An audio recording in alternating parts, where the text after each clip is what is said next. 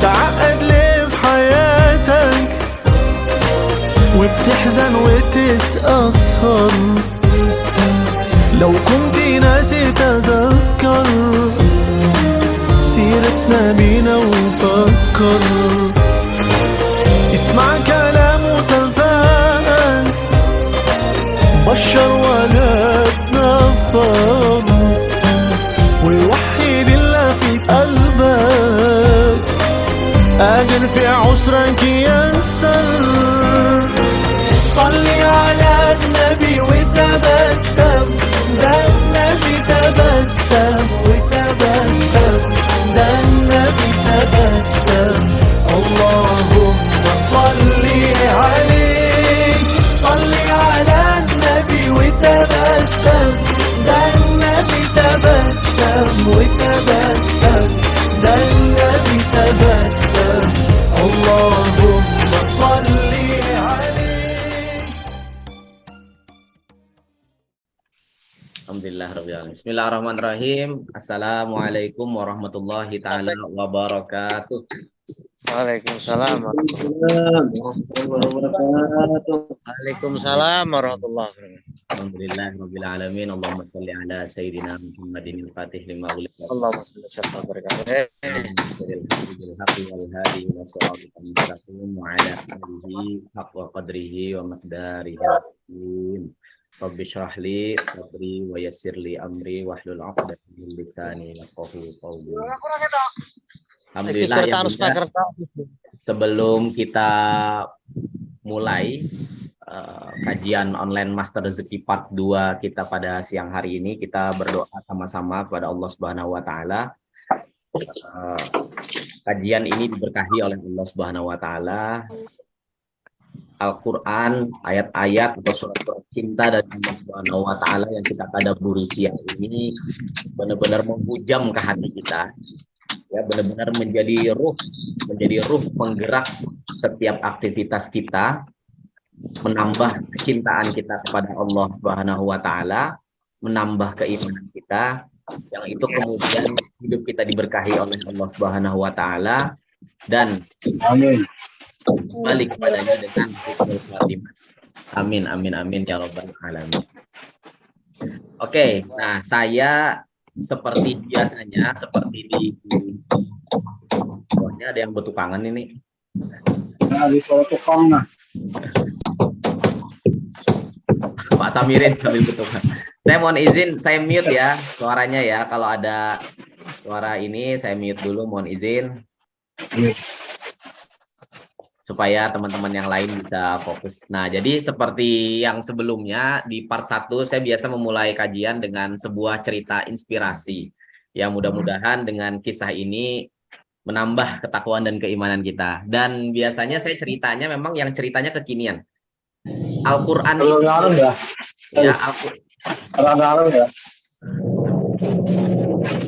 dan Al-Quran itu pun ya lebih banyak kisah-kisah yang ya, surah-surahnya banyak tentang kisah Nabi Ayub, kisah Nabi Yunus, kisah Nabi Ibrahim dan lain-lain ya, agar kita mendapat iktibar, mendapatkan peringatan lalu mempraktekkannya.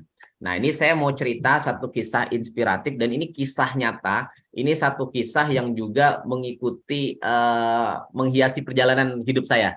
Alhamdulillah. Nah, jadi ada kisah. Kedengaran suara saya teman-teman ya, ayah bunda ya? Kedengaran. Alhamdulillah. Coba dengarkan ini dengan iman kisah. Ini kisah luar biasa. Jadi ada kisah tersebut namanya Bapak Syafi'i. Ini kisah nyata seseorang penjual nasi di Surabaya, ya di Jawa Timur, tepatnya di Surabaya Sidoarjo seperti itu. Sampai-sampai kisah ini diliput di koran Republika. Saya sangat terinspirasi dengan kisah ini dan langsung tergerak untuk melakukan apa yang dilakukan oleh Pak Syafi'i. Nah, jadi Pak Syafi'i ini di tahun 2007 awal ya, di Januari. Tapi sebelum cerita yang di awal, ada cerita di di Desember 2006, Pak Syafi'i ini harus membayar kontrakan. Ya, membayar kontrakan tempat warungnya dia, plus juga dia ngontrak seperti itu. Dia ngontrak untuk tempat tinggal dia bersama istrinya dia. Nah, biaya yang diperlukan itu adalah 1,4 juta rupiah. Berapa yang diperlukan? 4 juta 1,4 juta. Bukan 4 juta ya. 1,4 juta. Nah, ini barangkali teman-teman ada juga yang saat ini sedang lagi kebingungan gimana nih bayar kontrakan, mungkin ada bayar kredit dan lain-lain. Ini ceritanya sama persis dengan si Pak Syafi'i ini. Pak Syafi'i ini hanya penjual nasi saja ceritanya, penjual nasi saja.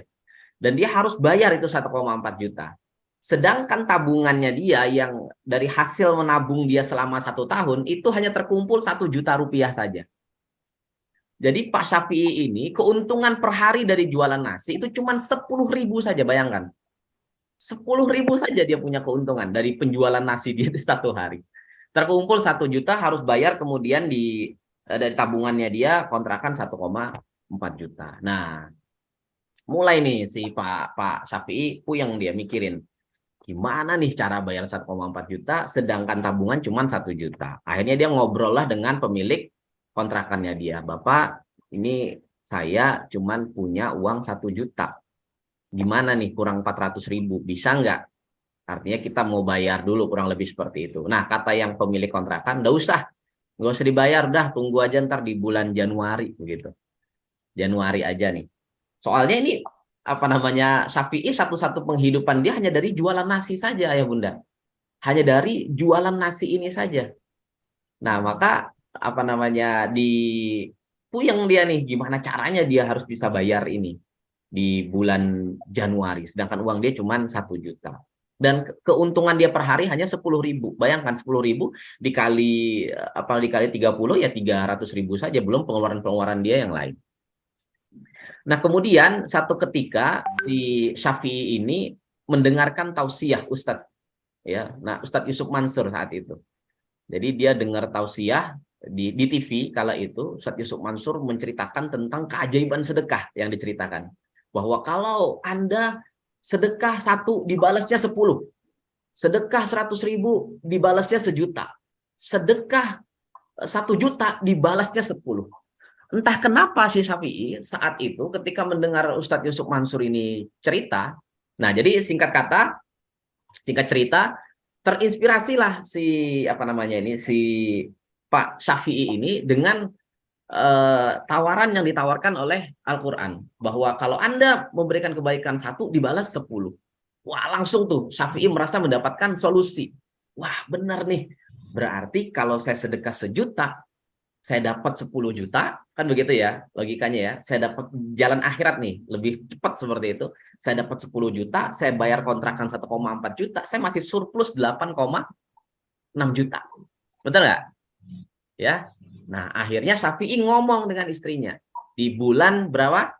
Bulan Januari 2007. Mah, ini nih solusi nih. Udahlah kita ikut aja deh. Apa kata Ustadz? Kita sedekahin nih uang 1 juta, uang sisa 1 juta, Pak. Ayah Bunda, uang 1 juta. Kita sedekahin dari 1 juta. Dapat kita 10 dah. Setuju nggak kira-kira istrinya dia? Bu Fatimah. Setuju nggak kira-kira? Tidak setuju kayaknya. Tidak akan setuju, apalagi perempuan. Ini uang dikumpulin selama 1 tahun, tiba-tiba mau disedekahin begitu saja. Kita dapat 1 juta ini selama setahun, kata istrinya. Gimana ceritanya? Dalam waktu cepat, Ustadz Yusuf Mansur bilangnya 1 minggu kala itu waktu di TV. 1 minggu ntar dapat 10 juta, begitu Ustadz Yusuf Mansur. Ya. 1 minggu. Nah, 1 minggu itu bukan keyakinan, tapi itu doa ya. Kita kasih target 1 minggu, yakin banget. Akhirnya si Syafi'i yakin, wah bener nih 1 minggu bakal dapat 10 juta rupiah. Nah, kata istrinya, ya udah dah, terserah Bapak deh begitu. Kan Bapak imam.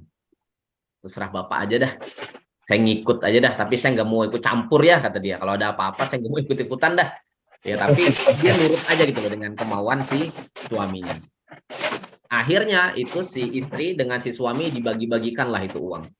Persis kira-kira seperti ayah Lukman bagi-bagi sedekah jumbo tuh ya. Ya. Atau Pak Ansar tuh bagi-bagi sedekah jumbo. Tapi ini 1 juta, Pak. Uang satu-satunya, kebayang nggak? Uang satu-satunya ini. Bukan sebahagian rezeki, dihabisin semuanya sama dia. Luar biasa ya, keimanannya udah mepet banget sudah. Udah inilah solusi dah, bismillah gitu. Itu si istri ketika bagi-bagi duit tuh nangis dia.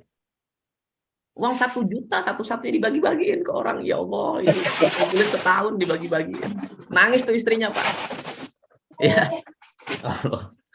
Nah, kemudian itu kan peliputan acaranya Selasa ceritanya itu ya Bunda ya. Ceritanya Selasa. Nah, ditungguin tuh. Bener gak nih seminggu gitu ya. Ditungguin hari Rabu. Ditungguin hari Kamis. Mana nih balasan 10 juta nggak ada datang-datang. Ya kan, ditungguin hari Jumat, Sabtu, Minggu, sampai 1 minggu tepat hari Selasa ketemu lagi itu Saat Yusuf Mansur di TV, tetap nggak dapat itu uang 10 juta. Ya, ya. Tapi Pak Syafi'i tetap yakin dia. Kemudian minggu kedua berlangsung lagi, tetap Pak nggak ada balasan 10 juta. Ya, minggu ketiga tetap juga nggak ada balasan. Sampai itu goyah tuh si istrinya Pak Syafi'i. Ngomong dia kan sama Pak Syafi'i. Waktu nonton liputan TV-nya Ustaz Yusuf Mansur ya, di salah satu stasiun TV. Bilang ke suaminya, tuh ya, Ustadz kamu tuh, mana katanya 10 juta. Kita udah sedekah 1 juta nih, mana balasan 10 juta? Katanya seminggu, nggak ada balasan. 2 minggu, nggak ada balasan. Minggu ketiga, nggak ada balasan. Sampai minggu keempat, akhirnya ngomong si istri dengan Pak Syafi'i. Udah ya, gini aja. Kata si istri ke Pak Syafi'i. Udah gini aja ya. Kita ke bapak dah, kata dia. Kita ke bapak aja deh. Kita pinjam duit ke bapak. Kalau nggak bayar kontrakan gimana kita nih? Mau hidup di mana? Ya, mau jualan bagaimana? Nah, pernah nggak kita dalam situasi seperti itu tuh, ayo Bunda? Hah? Mepet banget nih. Waduh. Debt kolektor mau datang udah 3 bulan, kalau nggak diambil mobil, kalau nggak diambil sepeda motor. Kalau nggak diusir dari rumah. Nah, Pak Syafi'i ini luar biasanya, Pak Syafi'i, ya, dia tetap totalitas bergantung kepada Allah. Dia percaya betul dengan Allah. Biarin mah kita diusir. Biar Allah tahu, ya, gara-gara kita sedekah kita diusir sama yang punya kontrakan. Wah, gitu dia ngomong. Biarin kita diusir nggak apa-apa. Yang penting kita diusir gara-gara sedekah. Allah Maha melihat. Wah, begitu. Habis itu, udah kata si Pak Syafi'i, kita jalan-jalan mah, nyari rumah. Nah, ini kan agak ini ya sudah ya. Agak-agak ya. Duit nggak ada, malah sama si Pak Syafi'i diajakin nyari rumah, mau beli rumah. Ya. Jadi si istri udah bengong-bengong aja, ini ayah gimana, duit nggak ada, kok malah ngajakin nyari rumah gitu, mau beli rumah Pak Syafi'i. Saking dia tuh yakinnya luar biasa dia dengan ayat Allah bahwa barang siapa yang sedekah 1, ku balas 10. Barang siapa yang sedekah 1, bahkan di ayat lain dibalas 700, bahkan unlimited. Dia sangat yakin sekali itu. Sangat ya, itu passwordnya itu adalah yakin. Nah, akhirnya pas jalan-jalan ketemulah sebuah rumah yang cukup mewah ya, cukup besar. Di situ disebutkan dijual rumah ini. Akhirnya ketoklah pintu oleh Pak Syafi'i. Tok tok tok tok. Nah, masuklah. Betul Bapak, Assalamualaikum warahmatullahi wabarakatuh. Betul Pak, ini rumahnya mau dijual. Oh iya, ini mau dijual rumahnya. Oke, silahkan masuk dulu, kata si pemilik rumah. Nah, akhirnya masuk, kemudian tanya-tanya, Pak ini rumah dijual berapa Pak? Kata Pak Syafi'i. Oh ini rumah dijual harga 700 juta, kata si pemilik rumah. Itu istri Pak, udah sewot aja istri. Dicubit-cubitin itu Pak Syafi'i. Ayah nih gimana sih? Uang 1 juta aja gimana? Nggak ada, ini kok malah mau beli rumah. Harga 700 juta pula. Kan nggak waras gitu loh. Ya. Di luar logika. Syafi'i nggak peduli, dia yakin sekali Pak. Dia yakin sekali. 1 juta dibalas 700, dapat nih 700 juta begitu. Harga rumah berapa? 700 juta rupiah. Akhirnya dinego sama Syafi'i. Gimana Pak kalau 600 juta? Wah, gaya bener kan? Duit nggak ada Pak, tapi berani nego. Gimana Pak kalau 600 juta katanya? Gila nggak? Hah? Keyakinannya tingkat tinggi nggak ini? Ya, kalau sudah bersama Allah, ya, kalau apa-apa itu sudah bersama Allah, aku yakin Pak. Luar biasa. Kekuatan kita ini terbatas. Kita nggak mampu, Pak. Kalau logika kita nggak nyampe. Tapi Allah Ta'ala maha tanpa batas. Allah maha besar, Allah maha mewujudkan, semua nggak ada urusan. Ya. Nah, kemudian kata Syafi'i, Pak, 600 juta, Pak. Memang Bapak bayarnya kapan? Ya, kata si pemilik rumah. Kasih waktu saya Pak, tempo 2 bulan, saya akan bayar cash, kata dia. Gila nggak Pak? Uang nggak ada, bahkan 1 juta nggak ada. Dia bilang ke pemilik si rumah yang jual 700 juta, saya beli 600 juta, kasih saya waktu 2 bulan, kata dia. Gila nggak Pak? Nah, dia pengen membuktikan janjinya Allah. Betul nih bahwasanya, ayo Allah, saya bakal diusir nih. Kira-kira begitulah ya ngobrolnya. Saya bakalan diusir nih, bener nggak bahwa sampean berjanji saya akan dapat sekian ratus juta? Mana buktinya? Nah, karena dia udah kasih itu totalitas, sudah 1 juta tadi habis dia kasihkan. Nah akhirnya ayah bunda, keajaiban terjadi. Di akhir Februari, keajaiban terjadi. Pak Syafi'i benar-benar diusir dari kontrakannya. Dikirain dapat rumahnya. Bukan Pak, bukan Bu. Diusir dia dari kontrakannya. Nah, luar biasanya Pak Syafi'i terus pegang keyakinan itu. Dia yakin betul bahwa dia cinta kepada Allah, dia ikuti semua perintah Allah, dia amalkan betul-betul, dia perbaiki hatinya, dia perbaiki niatnya dan lain-lain. Keajaiban itu akan terjadi. Ya, dan kisah-kisah di Al-Qur'an semua tentang orang-orang yang diberikan ujian, diberikan azab ketika dia paham sudah pesan cinta yang Allah ingin berikan dari kejadian itu. Innamal usri yusra, bahwa di balik kesulitan itu akan ada kemudahan, ada kado hadiah yang mau dikasih Allah, dan dia meyakini itu terjadi. Ya. Nah, akhirnya Pak Syafi'i pindah ke pinggiran Sidoarjo dekat dengan Lumpur Lapindo, dibagi di daerah pasar. Itu kan banyak orang ngungsi itu ceritanya ya. Banyak orang pengungsian. Dia jualan seadanya di situ. Dia buka tenda seperti itu, dia jual nasi biasa kayak warung-warung. Warung-warung biasa saja. Anda bisa bayangkan, warung biasa kecil seperti itu, kayak orang jual nasi kuning. Biasa ya lihat di Banjar ya, orang kayak jualan nasi kuning. Nah, kemudian satu ketika ada seorang polisi datang kepada si Syafi'i ini. Lalu dia bilang kepada Pak Syafi'i, Pak Syafi'i, kami lagi memerlukan nasi ya untuk para pengungsi. Yang kami perlukan adalah 3 kali sehari makannya. Tahu nggak berapa nominal yang diperlukan oleh si polisi ini tadi? Totalnya adalah 6.000 bungkus dikali 3 sehari. Kebayang nggak? Wow. 6.000 bungkus dikali 3 berarti totalnya 18.000 bungkus dia dapat orderan setiap harinya. Para pengungsi. Nah, gara-gara dia pegang itu keyakinan kepada Allah tadi. Sampai di titik terendah, baru pertolongan Allah itu datang. Ya, dia sampai titik terendah, dia masih pegang keyakinan sama Allah, disitulah keajaiban itu terjadi. Nah, dia mendapatkan 18.000 bungkus, itu kalau dia punya profit hanya 3.000 rupiah saja per bungkusnya, taruhlah ya, maka dia punya untung tuh 54 juta per harinya, bayangkan ya. Nah, 54 juta per hari. Dalam tempo 2 bulan persis, Pak Syafi'i mengantongi keuntungan 1 miliar rupiah. Wow. Hah? Biasa. Subhanallah. 1 miliar. 1 miliar tadi oleh Pak Syafi'i, ya, dia mendapatkan keajaiban luar biasa, keajaiban rezeki. 1 miliar tadi dia dapatkan, itu 600 juta langsung dia buat beli rumah. Hah? 2 bulan dia datang ke pemilik rumah, dia bayar cash itu 600 juta, 100 juta rupiah dia kasihkan ke istrinya dia. Kemudian 300 jutanya sebagai tahadus bin nikmah, ya, sebagai rasa syukur dia kepada Allah Subhanahu wa taala, disedekahkan dia kembali 300 juta rupiah tadi. 30% dia sedekah. Luar biasa. Dan kabar luar biasanya adalah masih di tahun 2027, sekitaran November dan Desember, berkah sedekah 300 juta tadi, Bapak Syafi'i kemudian mendapatkan kontrak lagi catering senilai, kalau nggak salah sebut saya, 38 miliar. Wow. Ya, pokoknya di angka 30-an miliar kontraknya tadi. Dan untuk meresmikan tempat cateringnya, dia mengundang Ustadz Yusuf Mansur datang untuk meresmikan. Ya, dan dia menceritakan kisah ini suami istri kepada Ustadz Yusuf Mansur.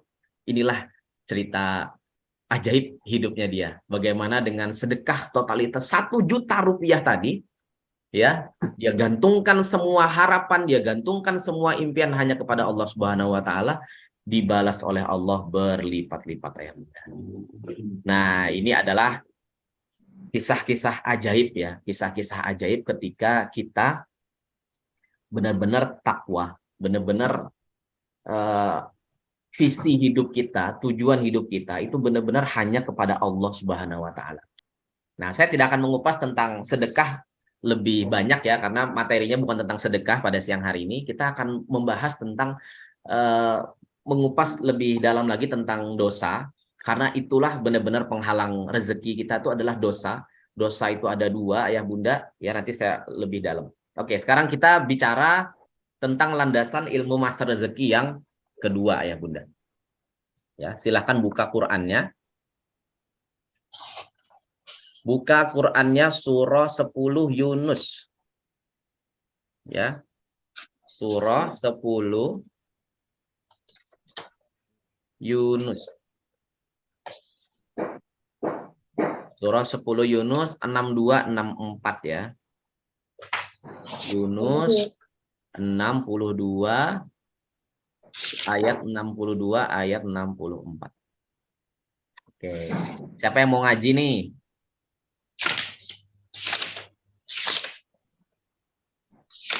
Ini para suami nggak kelihatan semua nih. Ah, Pak Mugiono. Pak Mugiono sudah di depannya ada Quran, Pak? Yunus ayat ke Ayat 62. ayat 62 ya. Oke, Ibu Fatimah deh yang ngaji boleh ya. Ya. 62 sampai 64. Bismillahirrahmanirrahim. Ala inna awliya Allahi la khawfun alaihim wa la hum yahzanun. Ala allazina amanu wa kanu yattaqun. Lahumul busyara fil hayatid dunya wa fil akhirah. La tabdila likalimatillah zalika huwal fawzul azim. Shadaqallahul azim. Alhamdulillah. Bu Fatimah boleh bantu baca terjemahnya nggak, Bu Fatimah? Ya. Ingatlah wali-wali Allah itu, tidak ada rasa takut pada mereka dan mereka tidak bersedih hati, yaitu orang-orang yang beriman dan senantiasa bertakwa.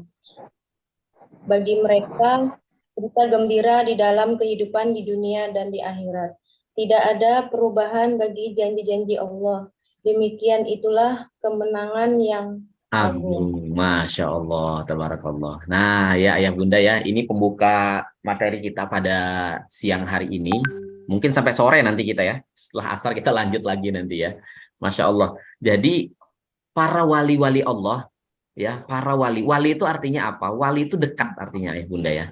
Wali santri, berarti kan yang dekat dengan santri. Wali murid, berarti dekat dengan si murid gitu.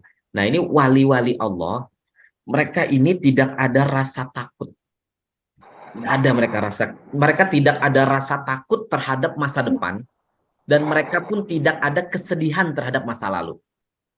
Ya, kalaupun takut itu takutnya bukan takut terhadap ancaman-ancaman dunia, terhadap hal-hal yang besok akan terjadi seperti apa, ya bukan, tapi takut tidak dicintai oleh Allah seperti itu. Ya, takut itu takut tidak dicintai oleh Allah. Maka mereka menjaga diri untuk tidak melakukan hal-hal yang tidak disukai oleh Allah. Nah, kemudian mereka pun tidak pernah bersedih. Mereka tidak ada kesedihan dengan hal-hal yang menimpa pada mereka, dapat ujian, ya dapat persoalan, kemudian mungkin ditimpa segala sesuatu. Mereka tidak ada kesedihan karena mereka meyakini bahwa sebentar lagi akan ada hadiah datang. Jadi hidup mereka ini selalu gembira. Nah, ciri-ciri wali-wali Allah ini, mereka yakin. Perhatikan ayat 63, alladzina amanu, mereka yakin, orang-orangnya yakin kepada Allah. Mereka beriman kepada Allah, beriman kepada kitab Allah, beriman kepada Nabiullah, mereka beriman, percaya, 100% percaya. Wa kanu yattaqun, dan mereka orang-orang yang bertakwa. Apa arti takwa, masih ingat ayah bunda? Arti takwa masih ingat nggak Takwa, kemarin? takut atau menjaga, memelihara dan melindungi. Nah, jadi takwa Yang ini, kita dan takut kehilangan. nah jadi takwa itu apa namanya, sifat yang muncul atau rasa yang muncul adalah rasa cinta, Cinta. rasa cinta kepada Allah. Karena cinta akhirnya seseorang tadi, hamba Allah tadi, dia akan melakukan apa saja untuk Allah. Dia tunduk patuh. Nah, itu adalah puncak cinta ya bunda ya. Puncak cinta itu adalah tunduk dan patuh. Nah, ini orang-orang yang bertakwa ayah bunda. Jadi para wali-wali Allah, dia yakin 100% dengan kalamullah, kemudian dia bertakwa, dia cinta luar biasa kepada Allah. Lahumul busyra, ya, bagi mereka lah berita gembira di dalam kehidupan di dunia dan akhirat. Jadi dunia ini udah surga buat mereka. Ya, dunia ini sudah surga, gembira aja hidupnya. Ya, dan di akhirat pun mereka bergembira. Nah, tidak ada perubahan bagi kalimat-kalimat atau ketetapan dan janji Allah. Demikian itulah kemenangan yang agung. Nah, oke. Kemudian lanjut landasan yang kedua, kita buka lagi Al-Baqarah ayat 197. 197. Ya, betul. Nah, ya kita ambil yang paling terakhir nih ya, kalimat terakhir ya bunda ya. Mana nih oh, luar biasa Pak Umar Yasir, alhamdulillah. Oke. Nah, kelihatan? Layar saya kelihatan ya? 197 ya. 197. Bismillahirrahmanirrahim. Yang paling akhir ya bunda ya. Kalimat terakhir ya. Wa tazawwadu fa inna khairaz zadi taqwa wattaqun ya ulil albab. Nah, berbekallah kata Allah. Ya, karena kita ini semua lagi transit nih, kita mau pulang, betul nggak? Kita lagi transit di dunia, kita lagi jalan pulang kepada Allah Subhanahu wa taala, ke kampung asal kita yaitu surga. Itu kampung asal kita. Ya, bukan dunia, kampung asal kita bukan dunia ya, tapi surga. Nah, kata Allah, berbekallah kata Allah. Karena sesungguhnya sebaik-baik bekal adalah takwa. Wa tazawwadu fa inna khairaz zadi taqwa. Sebaik-baik bekal adalah takwa. Ya, sebaik-baik bekal kita pulang kepada Allah itu adalah cinta yang besar kepada Allah Subhanahu wa taala. Itu saja. Ya, bertakwalah kepadaku kata Allah, wahai orang-orang yang mempunyai akal sehat. Ditantang kita sama Allah. Ya, akal sehat kita ini digunakan kata Allah. Pakai tuh akal sehat kamu ini, semua makan ku kasih makan, udara ku kasih, betul nggak? Tidur ku tidurin, bangun ku bangunin, ku jagain kata Allah. Iya kan? Jantung ku detakin. Siapa yang mendetakkan jantung kita ini? Memang dia bergerak sendiri? Nggak mungkin ya kan? Ada yang menggerakkan, betul nggak? Nggak mungkin jantung coba kita pegang sama-sama. Berdetak itu jantung. Emang berdetak sendiri dia? Enggak. Pasti ada yang mendetakkan. Yang mendetakkan itu adalah Allah. Ya kan, pakai akal sehat kata Allah. Aku tuh luar biasa cinta sama kamu. Luar biasa cintanya sama kamu. Kamu masa malah gak cinta sama aku? Ya, karena kita banyak membuat Allah cemburu, kita syirik, ya, kita terlalu justru banyak lebih condong kepada dunia, dan karena kita juga tidak mendapatkan ilmunya, ya, akhirnya oleh Allah kita diberikan banyak ujian-ujian hidup yang tujuannya ya diberikan azab oleh Allah, tujuannya adalah untuk merendahkan kita serendah-rendahnya, lalu kita sujud dan kembali kepada Allah Subhanahu wa taala. Oke, nah sekarang ayah bunda kita akan masuk bicara tentang melanjutkan materi kita yang kemarin. Jadi masih ingat apa yang membuat rezeki kita terhalang? Halo. Dinyalakan aja ininya ya, audionya dinyalakan aja ya bunda ya. Selama asal tidak tidak rame. Pak Samirin, Ayah Lukman, supaya kita bisa Ya, siap. Nah, Guru Hadri, Pak Umar Yasir, silahkan dinyalakan. Oke.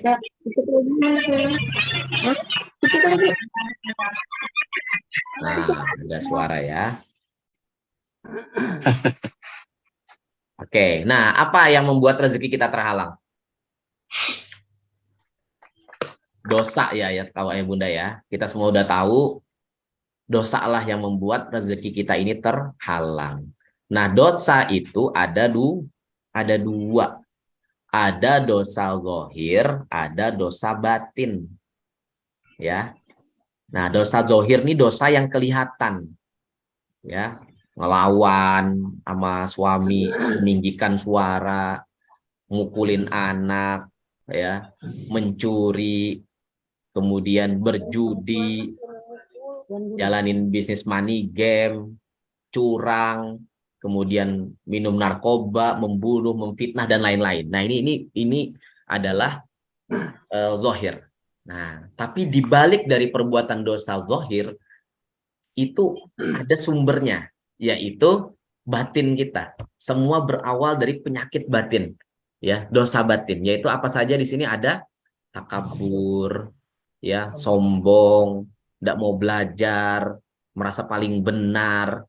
Kemudian ada ria atau pamer, ada lagi ujub, ya, tinggi hati, ya, tinggi hati. Kalau takabur kan dia merendahkan orang lain. Kalau takabur, kalau ujub tuh dia merasa yang udah paling tinggi aja dia. Kemudian ada hasad atau dengki atau benci dan lain. Itu dosa ya Bunda, ya.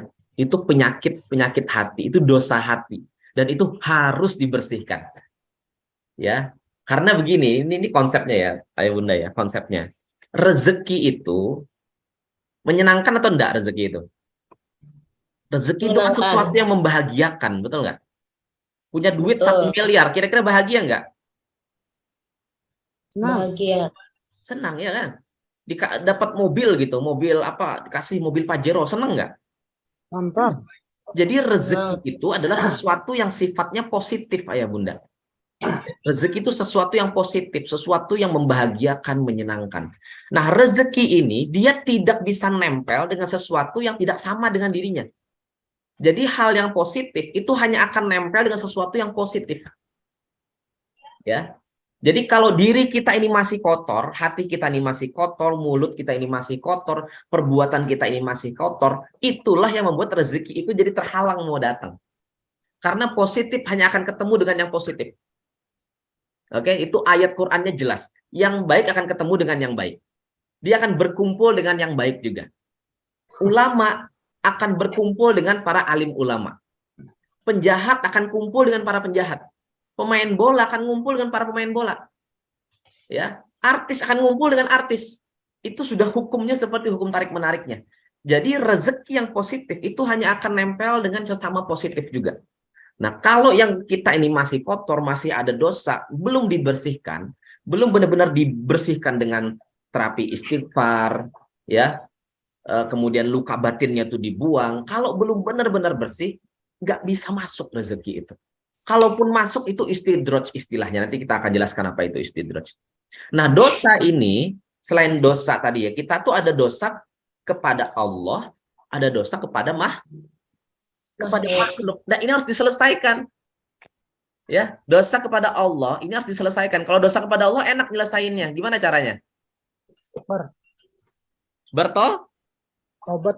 Bertobat, beres ya.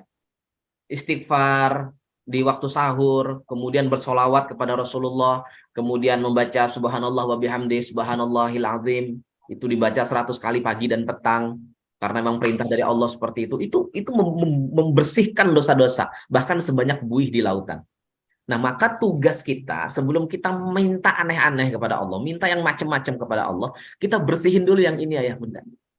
Kita bersihin dulu yang urusan hati ini, kita bersihin dulu. Karena yang dipandang oleh Allah tuh hati. Ya. Nanti kita baca hadisnya sama-sama. Oke, saya lanjut dulu. Nah, ini sekarang masalah. Ya. Siapa yang tidak punya persoalan hidup hari ini? Semua punya persoalan hidup. Bahkan saya pun dia makhluk doif. Mungkin kelihatannya owner, kayaknya hidupnya enak. Mungkin ya ada sebagian yang memandang seperti itu. punya ini, punya itu. Kata siapa? Ya, semua orang punya problem ya Bunda. Semua. Bahkan Nabi Muhammad, bahkan para nabi dan rasul, orang-orang soleh, semuanya punya persoalan. Ya. Sekarang bagaimana tentang kita merespon masalah itu? Ya, jadi masalah itu tidak akan menjadi masalah kalau responnya kita benar. Kita memahami, oh ternyata masalah itu diberikan oleh Allah, ini toh hakikatnya. Nah, jadi setelah ini ya Bunda, setelah tahu ilmu tentang masalah ini ya, tentang problem, tentang persoalan atau azab, setelah tahu masalah ini, Anda akan senyum-senyum nanti kalau dapat masalah. Ya. Habis berantem sama, misalnya nih, dimarahin sama suami, Anda ketawa-ketawa aja. Ya. Iya, ketawa aja nanti. Habis misalnya mohon maaf nih, ya kecelakaan misalnya, Anda ketawa lagi. Ya, pokoknya dia gembira aja terus hidupnya. Ya, karena udah tahu, oh ternyata ini gitu loh. Masalah itu didatangkan karena ini maksud Allah Subhanahu wa taala. Oke, masalah itu hanya ada dua saja. Kalau ditarik ya, dia ada dua saja. Pertama adalah ujian. Yang kedua azab. Azab. Ya, jadi masalah itu didatangkan oleh Allah Subhanahu wa taala kepada kita itu sebagai ujian ya atau sebagai azab. Ya, kalau boleh memilih nih, mau diuji atau mau diazab kira-kira ya, Bunda? Mau diuji. Ketimbang diazab. Ini mau diuji atau diazab?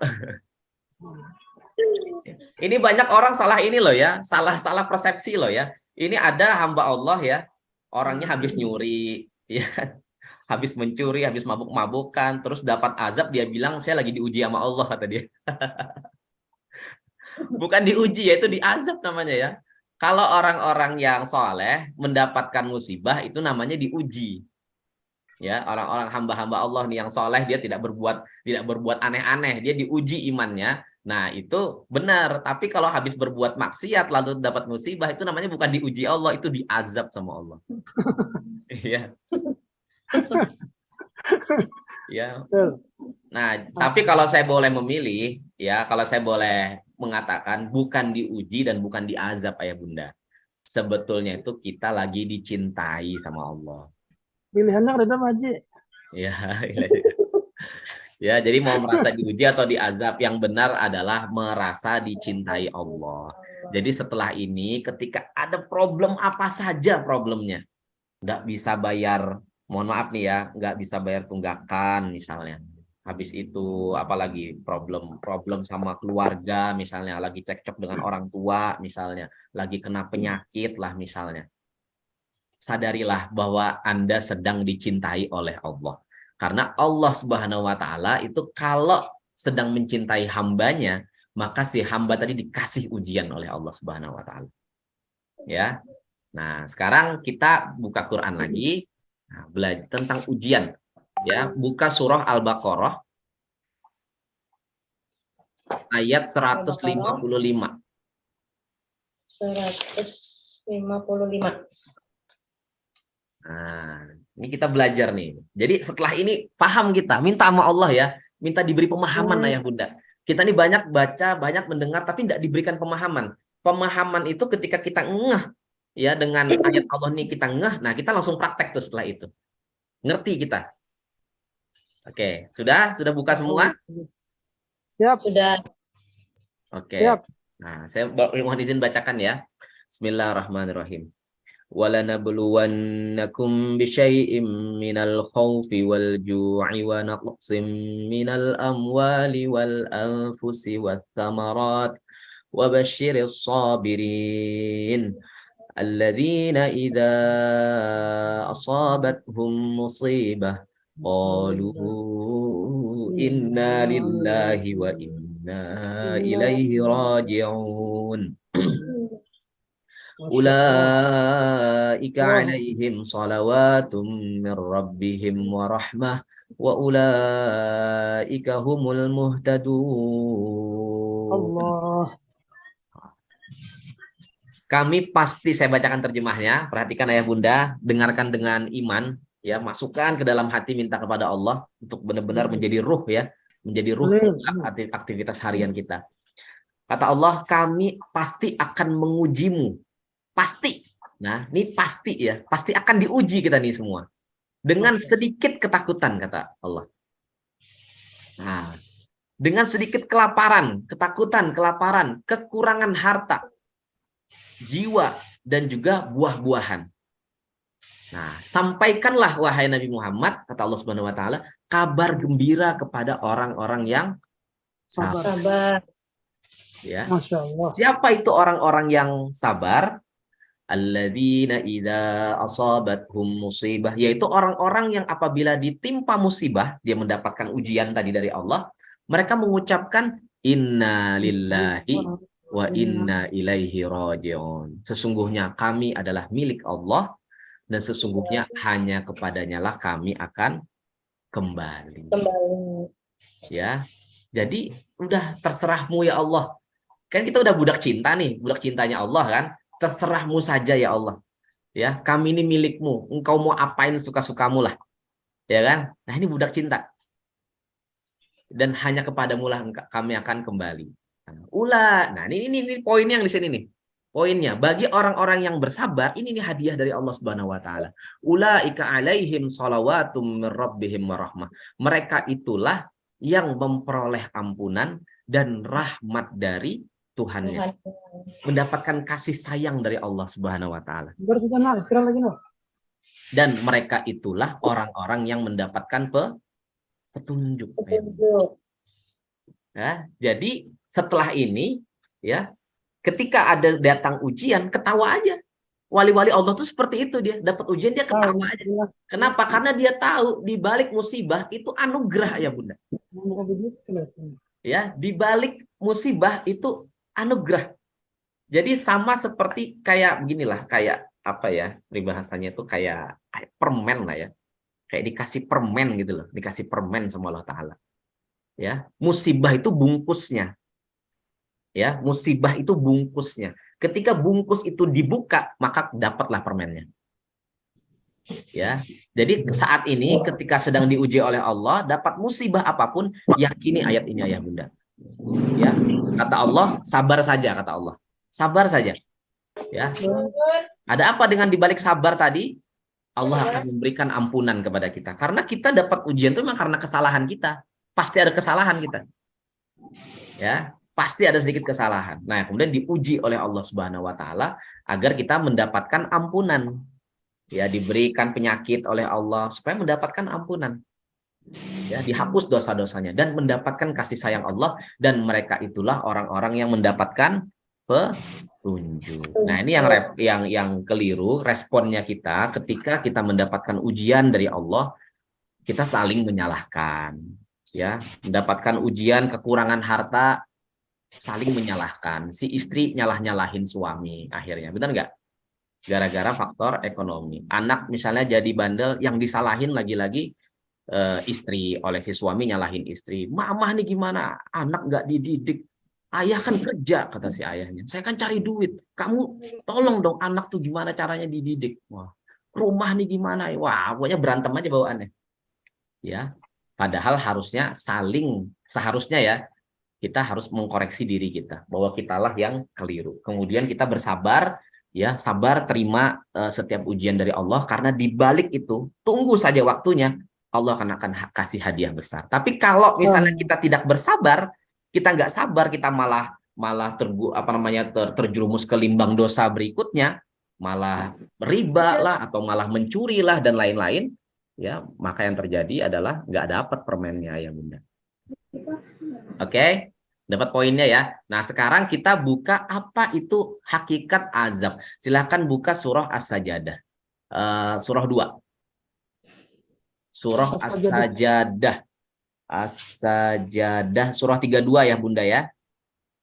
Surah 32. Surah 32 ayat 21-22.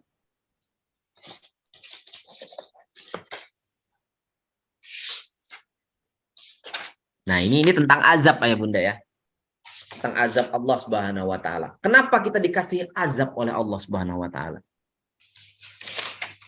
Ya, tadi sudah tahu ya. Jadi kita dikasih oleh Allah ujian itu karena Allah cinta. Karena Allah kenapa? Allah cinta. Ya, Allah cinta ke kita. Makanya dikasih ujian. sama Allah. Nah, azab pun sama. Bismillahirrahmanirrahim. Wala nudhiqannahum minal adzabil adna dunal adzabil akbar la'allahum yarji'un. Oke.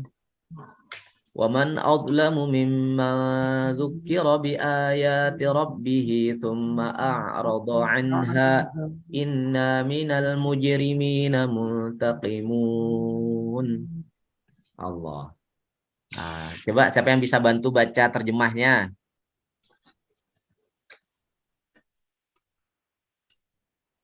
Guru Hadri lagi buka Quran? Udah kelihatan Pak Haji. Nah, Oh, ulun yang lain mantap. lain Guru terjemah, Hadri, ulun. Ayah Lukman lagi buka Quran, Ayah Lukman? lain yang terjemah. Iya, ya. Nggih. Bantu bacakan terjemahnya ya Lukman. Oke, siap Oke. siap. Dan pasti kami timpakan kepada mereka sebagian siksa yang dekat di dunia sebelum azab yang lebih besar di akhirat, agar mereka kembali ke jalan yang benar.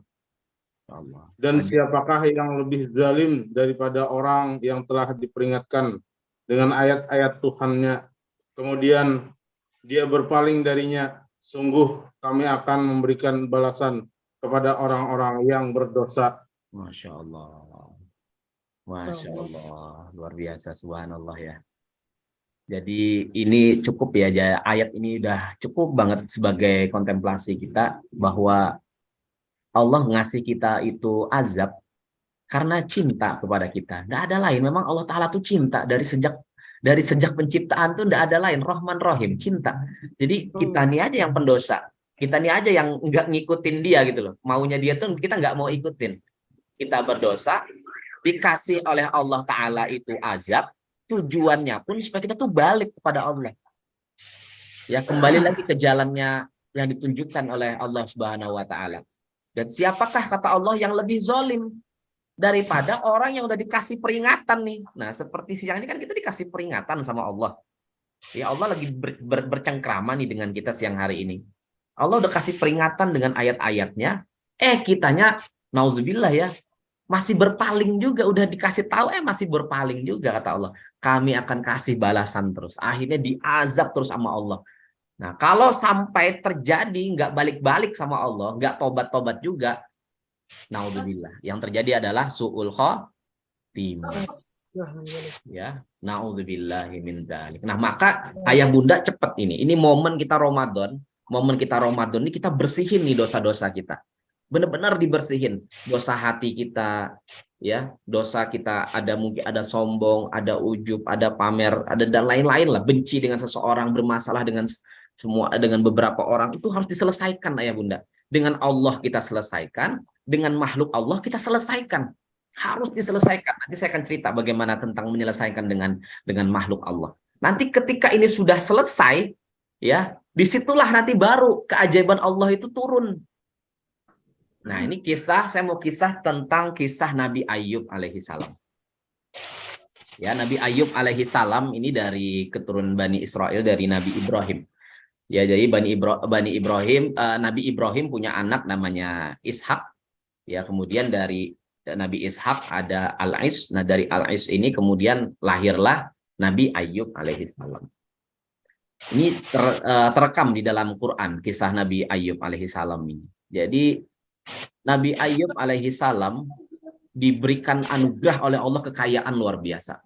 Kayanya minta ampun. Punya istri cantik, jelita, dan setianya luar biasa pada Nabi Ayub. Ya. Beliau punya anak itu 12, dan ke-12 itu laki-laki semua. Berapa orang anaknya? 12, dan semuanya laki-laki. Ini terekam kisahnya di dalam Al-Quran. Nah, Nabi Ayub alaihissalam ini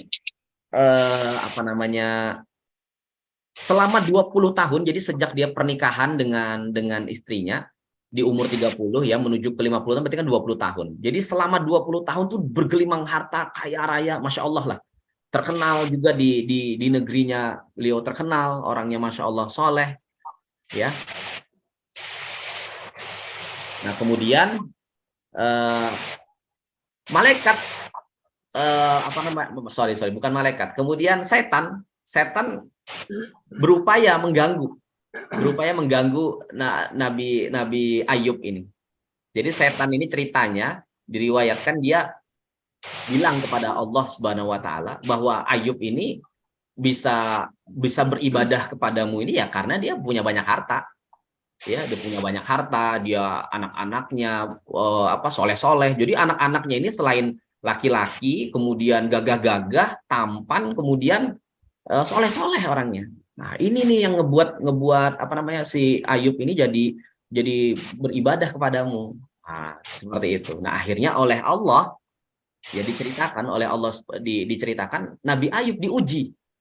Ya, bahwasanya Allah bilang bukan karena itu. Memang Ayub itu dia beribadah karena dia cinta sama Allah Subhanahu wa taala, karena dia memang orang-orang yang benar-benar tergolong orang yang sabarnya luar biasa. Bahkan kalau di Arab itu kalau orang sedang ditimpa musibah, biasanya kalau dinasehati ngomongnya bukan sabar, tapi kalau sudah parah ya, sabar Ayub, sabar Ayub, sabar Ayub. Maksudnya apa? Sabarlah seperti Nabi Ayub, karena luar biasa sabarnya Nabi Ayub ini.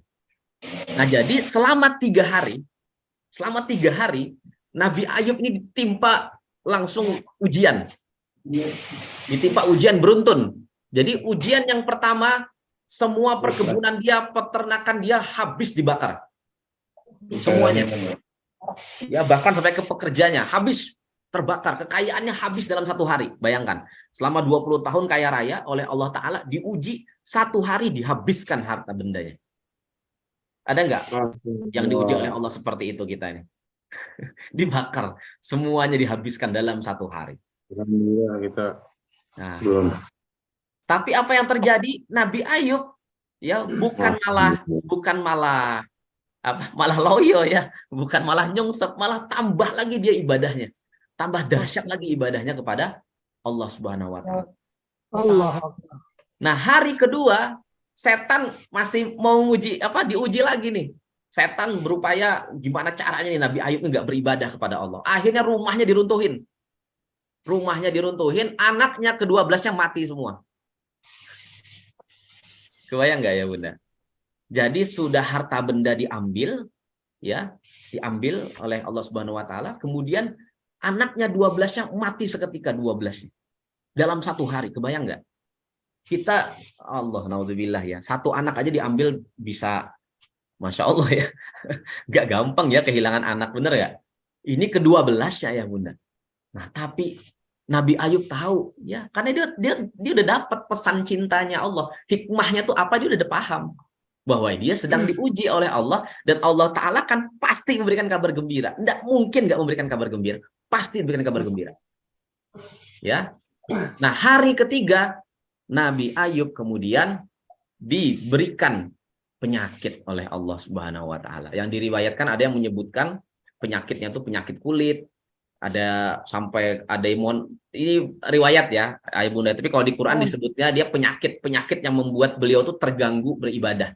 Penyakit cukup parah yang disebutkan penyakit itu belum pernah dialami oleh hamba Allah manapun sebelum Nabi Ayub dan sesudah Nabi Ayub. Kebayang nggak penyakitnya kayak apa? Penyakit baros. Ya. Jadi penyakitnya ini belum pernah dialami satupun makhluk sebelum Nabi Ayub dan sesudah Nabi Ayub. Parahnya luar biasa. Dalam 3 hari Nabi Ayub ditimpakan ujian oleh Allah Subhanahu wa taala. Tapi apa yang terjadi? Nabi Ayub justru semakin giat lagi beribadahnya kepada Allah. Sampai akhirnya Nabi Ayub karena dijauhi oleh masyarakat di negerinya, Nabi Ayub harus tinggal di pinggiran, ya, di pinggiran kota lah seperti itu. Nah, suatu hari sudah 18 tahun Nabi Ayub diuji oleh Allah dengan penyakit. Bayangkan ya Bunda, 18 tahun. Kebayang nggak? 18 tahun kena penyakit. Di riwayat lain ada yang menyebutkan 7 tahun. Ada yang menyebutkan 7 tahun, ada yang bilang 18 tahun. Nah, satu hari si istri, namanya Sayyidati Rahmah, ngomong ke Nabi Ayub. Wahai Nabi, engkau sudah 18 tahun diuji penyakit oleh Allah. Mintalah, engkau kan Nabi. Mintalah kepada Allah, mintalah kepada Tuhanmu untuk dicabut penyakit ini, ya, untuk dicabutkan penyakit ini agar engkau bisa berdakwah lagi.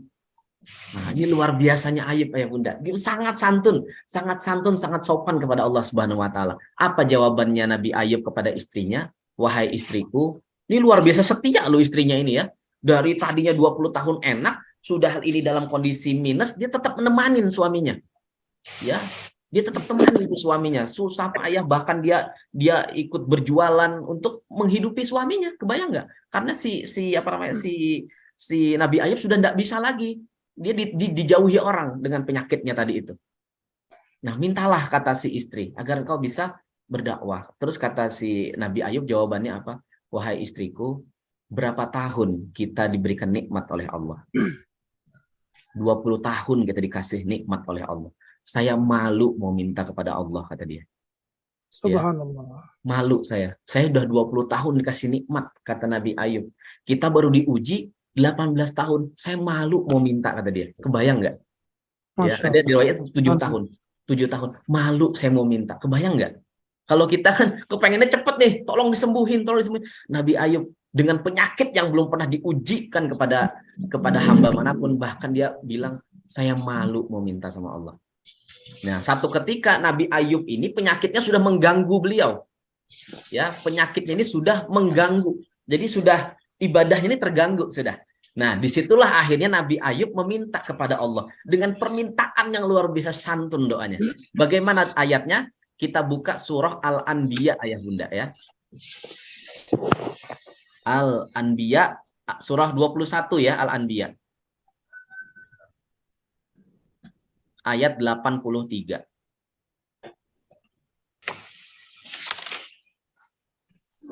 Al-Anbiya surah 21 83.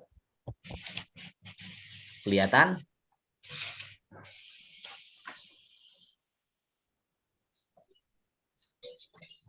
Dapat ya? Pak Umar udah dapat sudah? Ya. Alhamdulillah. Saya izin baca ya.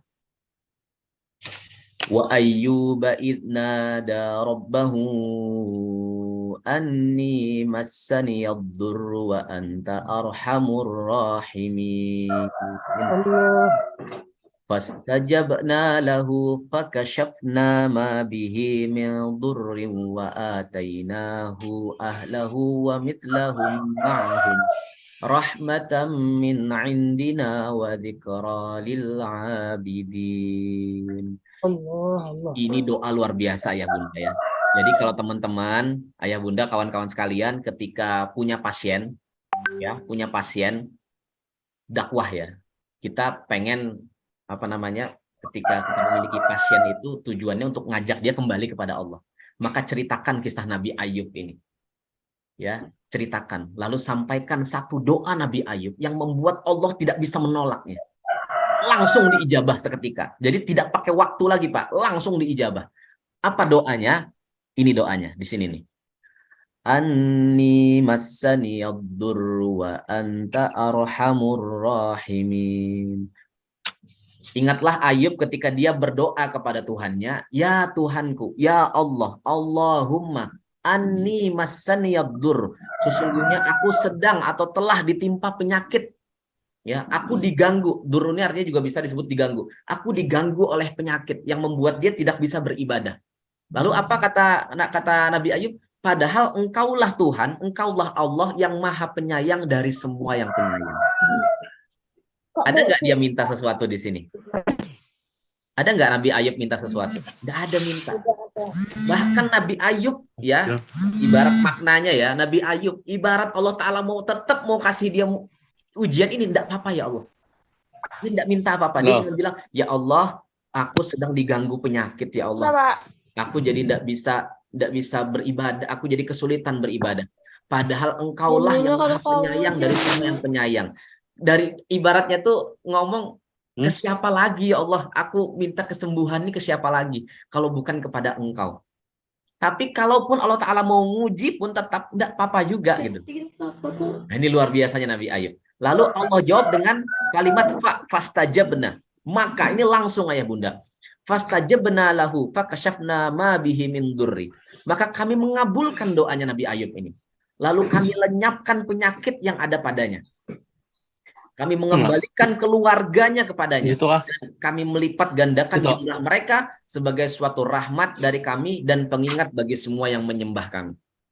Nah, jadi dikisahkan ayah bunda, nanti ada surah Shad ya, surah Shad di ayat 41. Jadi Nabi Ayub ini ketika tadi dia meminta seperti itu kepada Allah, oleh Allah kemudian diperintah untuk menginjakkan kakinya ke tanah di rumahnya, di kamar beliau. Hentakkan kakimu ke tanah, dihentakkan oleh Nabi Ayub ke tanah, keluarlah air. Keluarlah mata air. Lalu diperintahkan oleh Allah Nabi Ayub untuk mandi dengan air itu. Ya, mandilah engkau dengan air yang jernih itu, lalu minumlah air itu. Nah, seketika itu ketika beliau mandi dan minum air itu, semua penyakitnya Allah hilangkan. Luar biasa ya, Bunda. Mulai mana doanya Pak Haji? Pun Doanya mulai mana tuh? Anni masaniyad durru, guru. Anni masaniyad durru, iya. anta arhamur rahimin. Ini Kabil tuh, penyakit Haji. apapun ayah bunda, penyakit apapun. Kabil tuh. Alhamdulillah. Ya, orang buta misalnya yang lama nggak melihat, baca aja itu. Allah. Jadikan zikir ayah bunda, jadikan zikir. Kalau punya penyakit hati, misalnya pegang dadanya, baca Anni masaniyaddur wa anta arhamur rahimin. Lagi cekcok nih dengan pasangan, cekcok dengan kawan segala macam, terganggu sekali hati kita, membuat kita ibadah menjadi tidak khusyuk segala macam. Pegang dadanya, baca Anni masaniyaddur wa anta arhamur rahimin. Ya Allah, aku sedang ditimpa nih penyakit hati ya Allah. Engkaulah yang Maha Pengasih, Maha Penyayang ya Allah. Tolong cabut penyakit hati ini ya Allah. Ya. Nah, jadi dihentakkan kakinya oleh Nabi Ayub, keluar mata air, dan di riwayat lain air tadi itu kemudian mengalir ke makam-makam anaknya Nabi Ayub yang 12 orang tadi. Itu kemudian dengan air tadi dihidupkan kembali anak-anaknya. Ya. Dan kemudian oleh Allah Ta'ala bulan berikutnya sang istri hamil. Dan hamil itu pun anak kembar. Hamilnya anak kembar. Ya, sampai jumlah anak Nabi Ayub itu totalnya 24 ayah bunda. Selain itu, kabar bahwa Nabi Ayub ini sembuh, ini dikabarkan oleh Allah Ta'ala ke semua penduduk negeri. Yang kemudian para penduduk negeri ini datang kepada Nabi Ayub dan memberikan hadiah. Dan hadiah yang diberikan itu jumlahnya berkali-kali lipat daripada kekayaan dia di 20 tahun yang lalu. Luar biasa nggak? Nah, jadi keajaiban itu datangnya tuh di ujung-ujung ya bunda. Maka bersabar saja. Sabarnya Nabi Ayub ini kesabaran paling tinggi ya. Sabar tinggi, luar biasa. Termasuk sabar orang-orang pilihan. Sabarnya luar biasa. Nah, coba buka surah Shad. Buka surah surah Shad itu di surah 38 ayat 41 ayat bunda. Surah Shad ayat 41 sampai 48. Sudah ketemu? Ibu Marjilah sudah ketemu Bu Marjilah? Ngelihat di ini aja ya, di Zoom aja ya. Oke, saya bacakan, mohon izin. Bismillahirrahmanirrahim. Wadhkur abdana Ayyub idh nada rabbahu anni massaniya syaitanu binusbi wa'adzab urkud birijlik hadha mutasalum baridu wa syarab wa wahabna lahu ahlahu wa mithlahum ma'ahum rahmatan minna wa dzikra li ulil albab. Ya. Jadi ingatlah hamba kami Ayub ketika dia menyuruh Tuhannya, sesungguhnya aku telah diganggu syaitan dengan penderitaan dan siksaan rasa sakit. Ya, jadi diganggu dia oleh setan, diganggu dengan penyakit tadi, digangguin oleh setan akhirnya untuk menjadi tidak beribadah seperti itu. Kemudian Allah Ta'ala, urkud birijlika, kata Allah Ta'ala, hentakkan kakimu wahai Nabi Ayub ke bumi. Nah kemudian keluarlah, terpancarlah air. Nah ini kalau sekarang mungkin air hidro ya. Ya, air yang sejuk untuk mandi dan minum, ayah bunda. Jadi luar biasa, penyakit ini memang kesembuhannya itu dengan minum, ayah bunda. Ya, Minum kesembuhannya air itu dengan alkali minum. Pak Haji. Kon, Minum air alkali lah. nah itu dia. Ya, air murni, serius. Kesembuhan tuh dengan minum, dengan Masya mandi. Allah. Pernah nggak mandi pakai air hidro?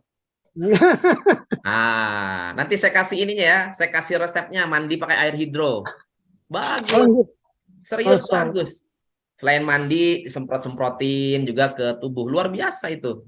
Saya kemarin ada mungkin hampir berapa minggu, ada waktu zaman COVID, nah penyakit dan sudah berbagai macam obat nggak sembuh-sembuh. Akhirnya saya konsultasi. Waktu itu hidro belum kayaknya waktu itu. Saya konsultasi ke salah satu guru spiritual. Nah, terus dikasih garam sama dia, garam. Ya, garam ini kan mineral ya. Garam itu mineral sama dari air laut. Nah, garam diruqyahin terus ditaburin tuh ke air. Saya mandi pakai air itu sembuh ya bunda. Hari itu juga saya ingat saya sembuh hari itu juga. Ya, sudah berminggu-minggu nggak sembuh, mandi pakai air garam. Sembuh saya. Nah, nanti mandi pakai air Hydro 9 Plus karena mineralnya tinggi, ayah bunda. Serius, itu bagus sekali buat penyakit-penyakit kulit dan lain-lain. Baskom sebotol Pak Haji. Oh, nggak nyampe guru, nggak nyampe sebotol. Aman, tenang. Aman. Tapi kalau mau sebotol juga boleh, biar cepet repeat order. Allah. Kemudian wa wahabna lahu ahlahu wa mislahum ma'ahum rahmatan minna wa dzikra lil albab. Kami anugerahkan pula kepada Ayub keluarganya dan kami lipat gandakan jumlah mereka sebagai rahmat dari kami dan pelajaran bagi orang-orang yang berpikir sehat dan juga pelajaran bagi para abidin, kata Allah tadi ya di surah yang sebelumnya. Ya, bahwa ini untuk kita praktekkan ayah bunda. Jadi ayat ini, kisah ini dikisahkan bukan hanya sekedar kisah peringatan, tapi kisah ini dikisahkan untuk kita praktekkan bahwa kalau misalnya kena penyakit, ya, ditimpa musibah, harta diuji oleh Allah, kemudian anak-anak diambil oleh Allah, dijauhkan dari keluarga, dijauhkan dari masyarakat, apa yang harus kita lakukan? Pertama yaitu bersabar. Sabar saja karena akan ada kabar gembira. Sabar saja. Ya, kemudian tingkatkan ibadah kita ya bunda. Ya, bukan tingkatin ini ya, bukan tingkatin kerjanya, tapi tingkatkan ibadahnya. Kita bekerja, tapi ditingkatkan niatnya, bukan hanya sekedar urusan dunia, tapi ditingkatkan niatnya untuk Allah Subhanahu wa taala. Ya Allah, aku berniat presentasi hari ini untuk menunaikan perintahmu menyambung silaturahmi. Itu niatnya. Ya, aku presentasi hari ini untuk menunaikan perintahmu, mencari karuniamu. Itu niatnya. Ya, engkau tambahkan kekayaanku, ya Allah, dengan tujuan aku untuk memuliakan anak-anak yatim. Itu niatnya ya bunda. Jadi niatnya itu harus diselaraskan dengan niatnya Allah Subhanahu wa taala. Nah, kalau itu terjadi, keajaiban terjadi. Tapi kalau niatnya kita bekerja untuk cari duit nih, ya, hanya dapat duit saja supaya bisa nanti beli mobil. Memang beli mobil buat apa? Ada nggak hubungannya untuk menuju kepada Allah? Nah, itu dulu harus dicari niatnya tadi. Ya Allah, kayakan aku agar aku bisa memuliakan anak yatim. Ya Allah, kayakan aku agar aku bisa bersedekah 25 juta per bulan. Aku berzakat 25 juta per bulan. Zakat itu berapa persen ya bunda? 2,5%. 2,5%. Berarti kalau kita bisa zakat 25 juta, berarti berapa penghasilan kita? 1 miliar. 1 miliar. Ya, maka niatnya bukan pengen dapat 1 miliar, bukan. Tapi niatnya adalah ya Allah, aku berniat bisa berzakat 25 juta per bulan. Kalau kita berniat berzakat 25 juta per bulan, maka Allah akan kasih kita 1 miliar. Amin. Kalau kita berniat ya bisa bersedekah 100 juta per bulan, berarti Allah kasih berapa kira-kira duitnya? 4 miliar. Jadi itu ya yang ayah bunda ya, karena yang disuruh Allah tuh sedekah. Yang disuruh Allah tuh ke kita tuh sedekah. Selalu Allah Ta'ala nyuruh, sholatlah kamu dan bersedekahlah kamu. Infakkan hartamu. Itu yang paling banyak. Yang paling banyak itu justru sedekah. Sabar, nanti ku ganti kata Allah. Ku bayar kontan, ajaib nanti. Allah Ta'ala di satu hadis ayah bunda ya, Allah Ta'ala kalau ingin memberikan rezeki besar kepada hambanya, maka dimintanya hamba tadi untuk bersedekah. Jadi kata Rasulullah, bersedekahlah kamu jika kamu meminta rezeki. Karena Allah Subhanahu wa Ta'ala paling suka memberi rezeki kepada hamba-hambanya yang beriman dari jalan yang tidak disangka-sangka atau di jalan yang ajaib. Jadi Allah itu paling suka ngasih rezeki itu rezeki yang ajaib. Itu paling kesukaannya Allah. Nggak suka tuh Allah ngasih bonus 100.000 per sekali closing, dikasih bonus pasangan 50.000. Itu kecil itu buat Allah. Allah lebih suka mengasih itu langsung bok gitu, langsung miliaran dikasihnya. Dan itu jalannya hanya bisa lewat sedekah. Nah, maka hari ini kita sudah tahu rumusnya. Perbanyak sedekah tadi ayah bunda. Goalnya kita tuh memberi, bukan nerima, bukan, tapi memberi. Besok hari ini, oh iya berarti aku harus beri berapa ya hari ini ya? Wah, ini apalagi momen Ramadan nih. Ramadan, aduh, dilanggar lagi kekurangan kurma nih. Wah, langsung cari duit. Gimana caranya kasih kurma? Wah, dilanggar kayaknya kekurangan air mineral nih, beliin dah. Nah, pokoknya di tiap ketemu orang. Nih kalau saya ya, mohon izin tahadus bin nikmah ya bunda ya. Saya terus belajar. Tuker uang ke bank. Tuker uang berapa punya 1 juta, misalnya tuker uang 1.000-an, 2.000-an, 10.000-an, 50.000-an. Kan yang segepok tuh. Bawa terus kemana-mana. Bawa di sepeda motor, bawa di tas. Jadi ketemu orang, kasih duit. Ketemu orang, kasih duit. Lagi celengan lewat, kasih duit. Ada kesempatan memberi, kasih duit. Ya, mangga itu kalau ditanam ke tanah, biji mangga ditanam ke tanah jadi buah apa? Buah mangga. Buah mangga. Biji semangka ditanam ke tanah jadi buah apa? Semangka. Biji durian kita tanam ke tanah jadi buah apa? Buah durian. Buah durian. Kalau kita tanam duit jadi Buah apa? durian. Kalau kita tanamnya duit jadi apa? Jadi duit. Ya. Mungkin nggak kita nanam duit di tanah?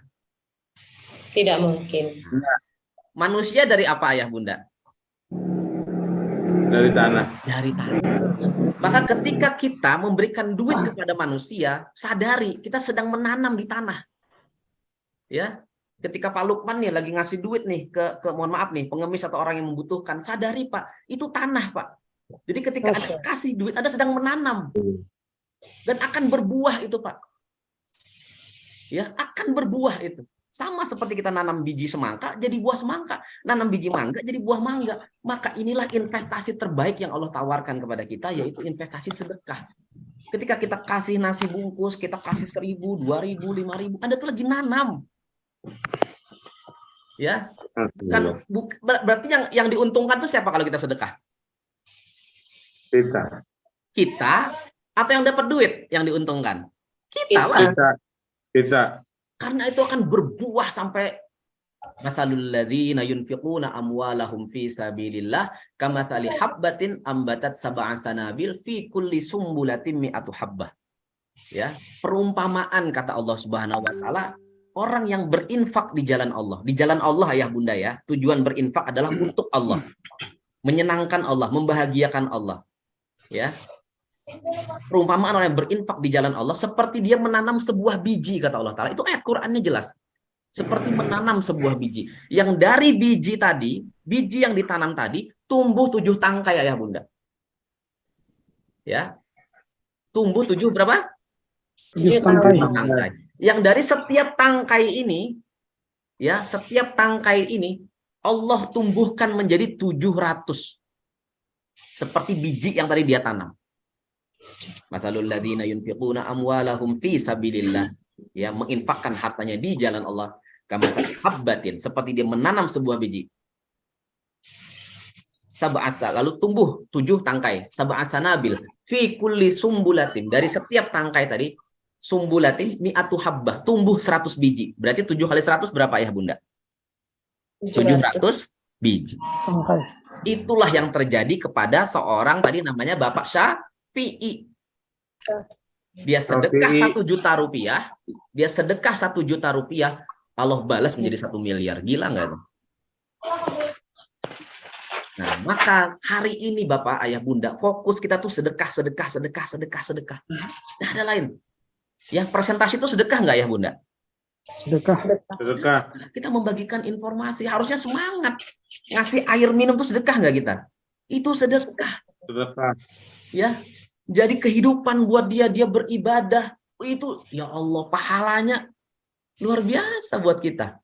Tenang aja, sabar aja, diganti sama Allah. Karena itu investasi. Investasi itu adalah pengorbanan.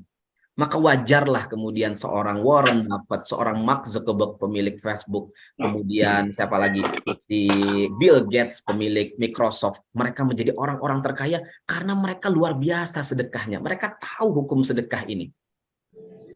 Ya, Alibaba, si Jack Ma, luar biasa. Jadi Mark Zuckerberg itu yang saya dapat informasinya, dia sudah mensedekahkan 99% sahamnya dia. Sisa 1% aja lagi punya dia. Bill Gates pun sama seperti itu. Sudah disedekahin saham-sahamnya dia. Itu pun tetap jadi orang terkaya. Gila nggak? Ya. Si Jack Ma, pemilik Alibaba, itu hanya 1% punya saham di Alibaba. Itu pun jadi orang terkaya di Cina dia. Dengan 1% itu saja. Kebayang nggak? Ya. Itu Masya Allah ayah bunda ya. Jadi di momen kita Ramadan ini, ayo justru kita semakin dahsyat peluang-peluang sedekah. Hajar bleh terus pokoknya, hajar bleh terus. Ya. Kita lanjut lagi ya bunda ya. Master mana tadi? Ikat.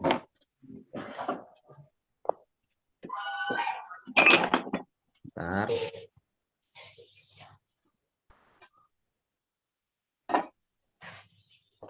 Bentar ya. Tadi screen-nya mana tadi ya? Ini nih. Oke. Nah, ini tadi kisah Nabi Ayub alaihi salam ayah bunda ya. Nah, jadi makhluk itu ayah bunda ya, makhluk itu adalah produk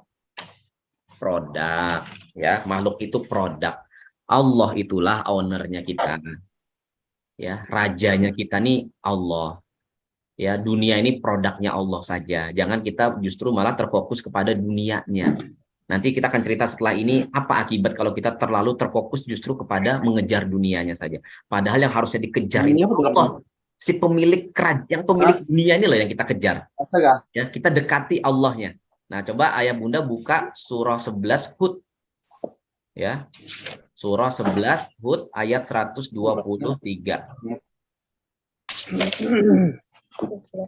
Ayat 123.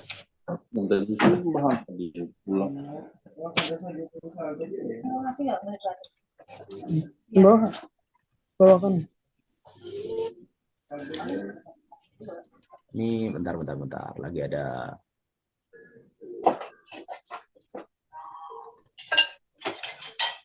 surah Hud. Bismillahirrahmanirrahim. Walillahi ghaibus samawati wal ard wa ilaihi turja'ul yurja'ul amru kulluhu fa'budhu wa tawakkal 'alaihi wa ma rabbuka bighafilin 'amma ta'malun. Milik Allah lah yang gaib di langit dan di bumi. Kepadanya lah segala urusan dikembalikan. Jadi kita hari ini ada problem apa saja dah, ya, ada punya problem ataupun ada target yang mau dicapai, kita sudah kerjakan maksimal, maka kembalikan selanjutnya kepada Allah untuk hasilnya. Kata Allah, maka sembahlah Dia dan bertawakallah kepadanya, berserah dirilah kepadanya. Tuhanmu tidak akan lengah terhadap apa yang kamu kerjakan. Maka ketika kita sudah selesai bersedekah, ya, udah kita tujuannya kita ngasih aja karena emang kita cinta sama Allah, bener nggak? Karena kita cintai makhluknya, kita nggak berharap macam-macam, nggak meminta balasan juga. Udah Allah Ta'ala dengan hukum sunatullahnya pasti akan membalas kita. Jalani saja. Ya bunda ya.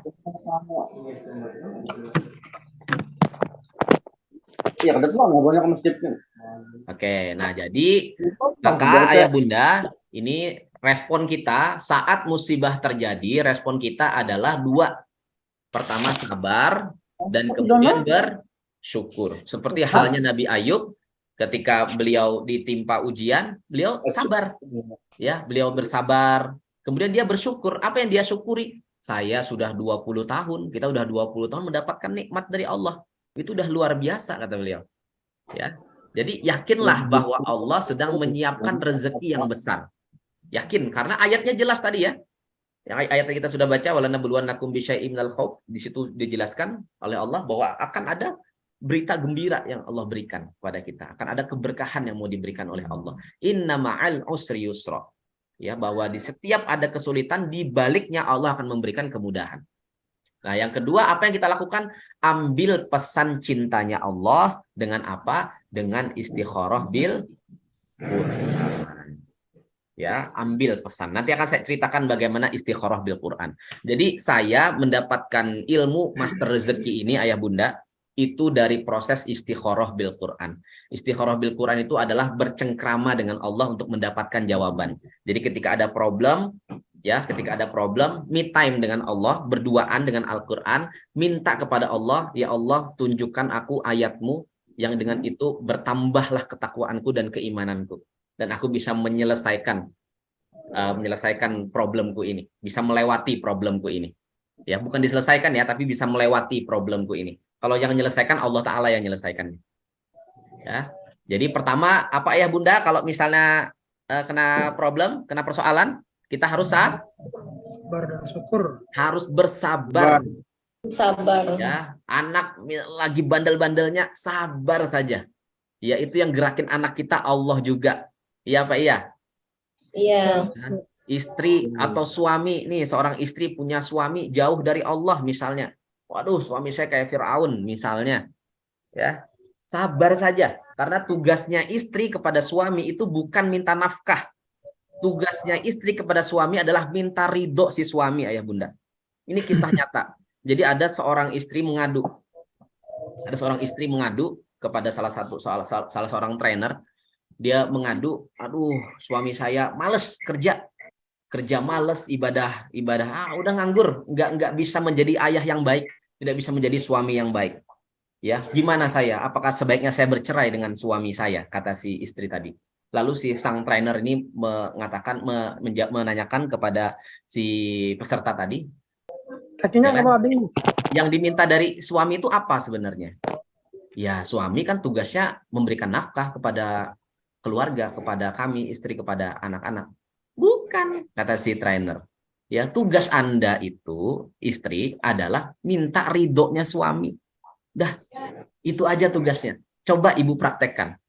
Ya, kalau punya pasangan, suami tentunya, punya pasangan, ya, gimana pun saat ini kondisinya, ya, sedang diuji oleh Allah, jangan ngambek. Ya, jangan tidak harmonis, justru makin harmonis ya. Nah, maka disarankan oleh si trainer tadi, ibu setiap mau tidur, ya, ketika ketemu suami, walaupun ibu habis selesai bekerja mencari nafkah, si suami lagi nganggur-nganggur, mungkin main game di rumah ya, main HP, ya, ibu cium tangan suami, ibu cium tangan ayah, suami, kemudian minta ridho kepada dia. Begitu saja, lakukan aja seperti itu. Nah, si ini kan aneh, bener gak? Logikanya kan nggak masuk, bener gak? Ini suami macam apa? Kerjaan main game terus, ya, main sosmed, mungkin nggak bener lah. Jadi sebagai suami nggak bener. Malah si istri malah disuruh mencium tangan, malah disuruh minta ridho. Nah, tapi karena yakin dengan saran dari si sang trainer ini, akhirnya itu dilakukan oleh si istri tadi. Nggak berapa lama ya bunda, ya, namanya suami, bener nggak? Luluh juga ya nggak Pak? Luluh lah, ngelihat istri kerja pontang-panting nyari duit, dianya malah enak-enakan di rumah. Datang senyum, tebar senyum kepada si suami. Kemudian dia cium tangan suaminya, lalu dia bilang, ya, ulun minta ridho, ya lah kalau ada salah lawan pian. Minta maaf ulun, banyak-banyak ulun minta ridho, minta halal lawan pian. Habis itu guringan. Kira-kira Pak, itu si suami, ya, si suami kira-kira stres nggak dia Pak?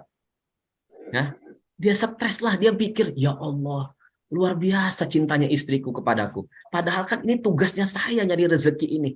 Tugasnya saya sebagai suami mencarikan nafkah. Ini malah dia nyari nafkah, dia malah cintanya jadi budak cinta ke saya, malah mencium tangan saya, malah minta ridho. Terketuklah hati si suami ini. Akhirnya apa? Gara-gara keseringan dibegituin sama si istrinya, besok harinya dia kerja.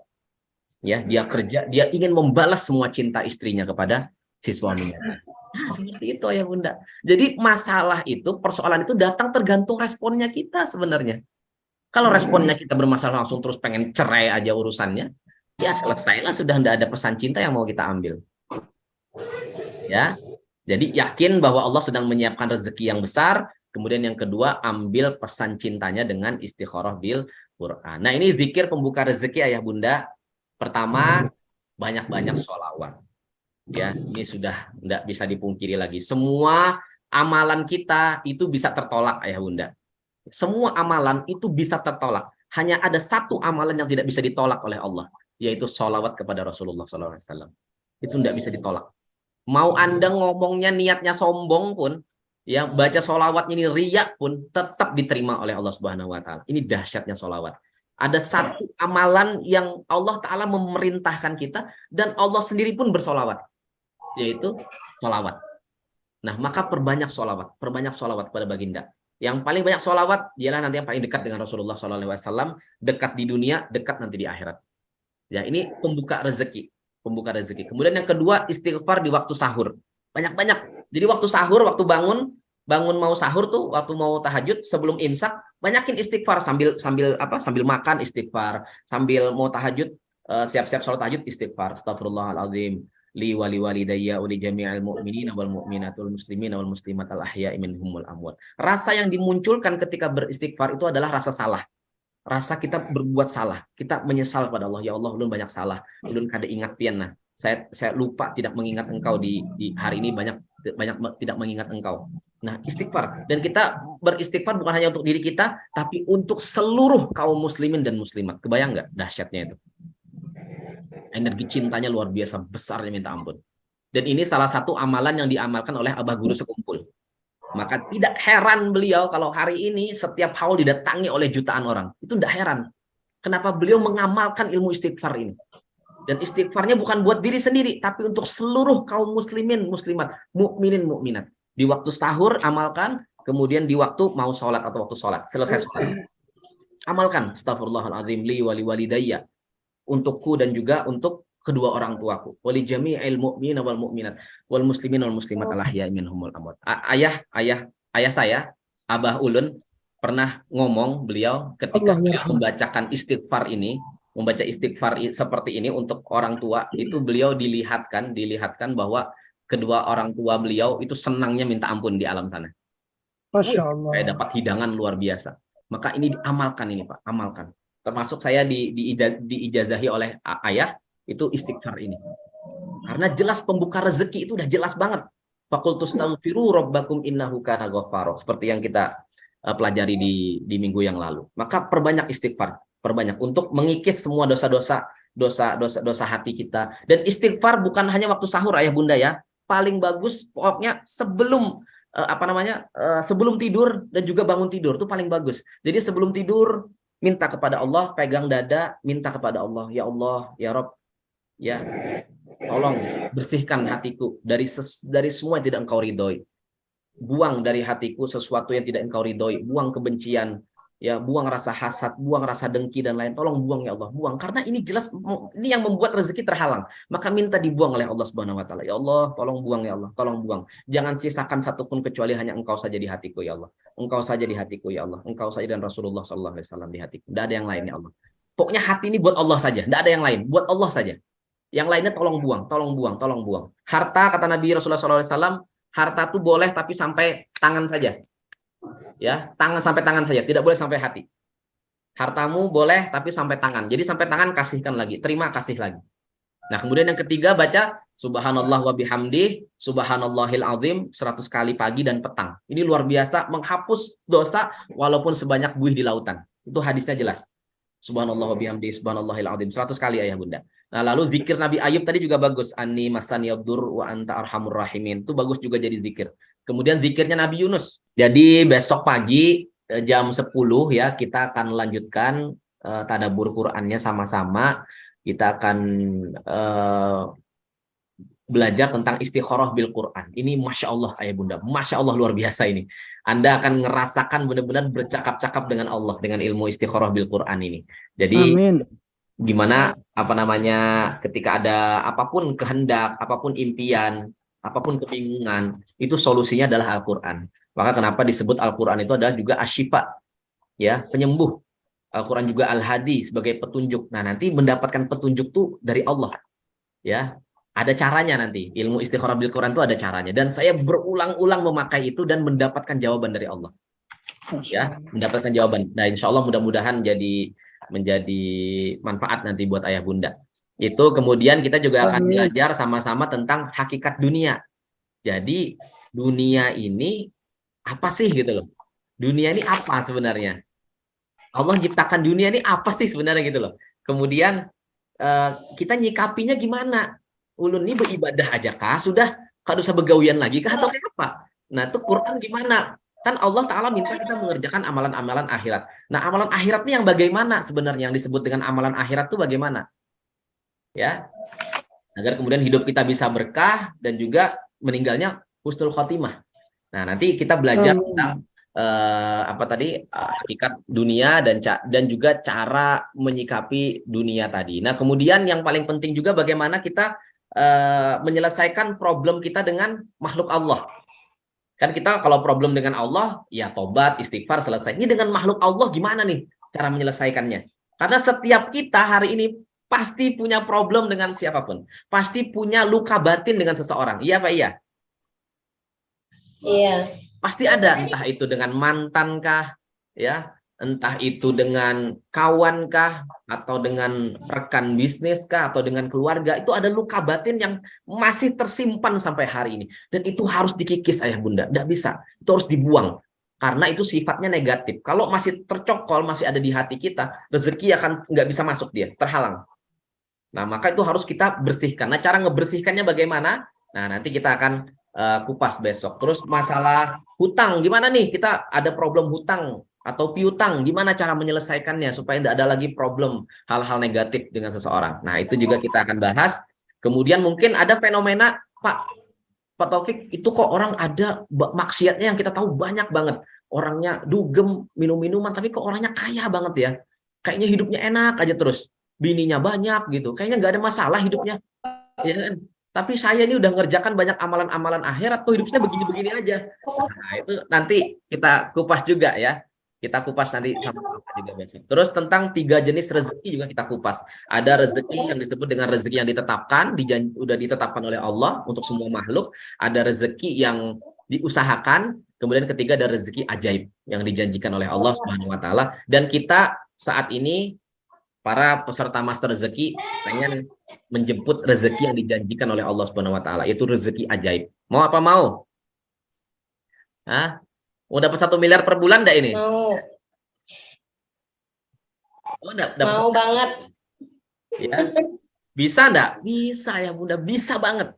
Ya, karena itu dijanjikan oleh Allah Subhanahu wa taala dan kita pengen menjemput rezeki menjemput janji Allah Subhanahu wa taala tadi. Oke ya Bunda, terima kasih banyak. Master rezeki siang hari ini terselenggara berkat kawan-kawan punya kesempatan atas izin Allah untuk sama-sama kita belajar tadabbur, dapat manfaat banyak siang hari ini.